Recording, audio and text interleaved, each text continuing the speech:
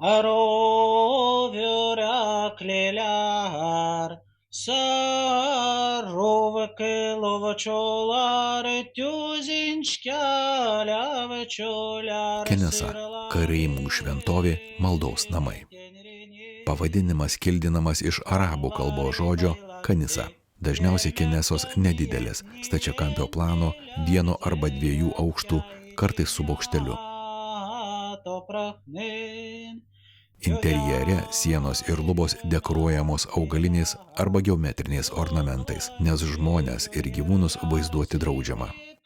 Langai puošiami vitražais. Vyrai ir moterys meldžiasi atskirose patalpose. Visame pasaulyje kenesų yra buvę apie 30. Karaimų kenesų pastatų dar yra Kryme, Kijeve. Nebeišliko Lucko, Haličo kenesos.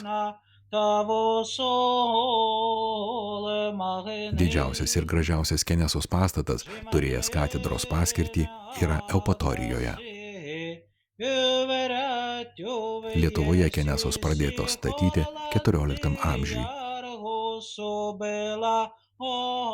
Jų būta Trakuose, Panevėžyje, Biržuose, vėliau Naujamiestyje, Vilniuje.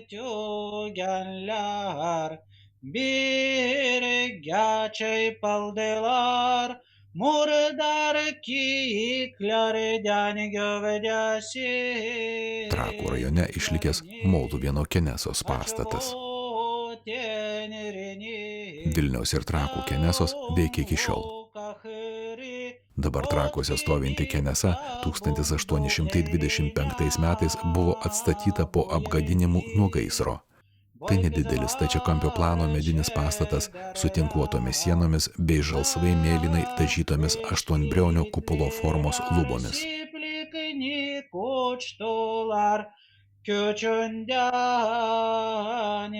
Vilniuje esanti kenesa rytietiško istorizmo stiliaus. Langus ir nišą gaubia smailėjančios arkos, svogūno formos kupolas bei daug įvairių geometrinių puošybos elementų.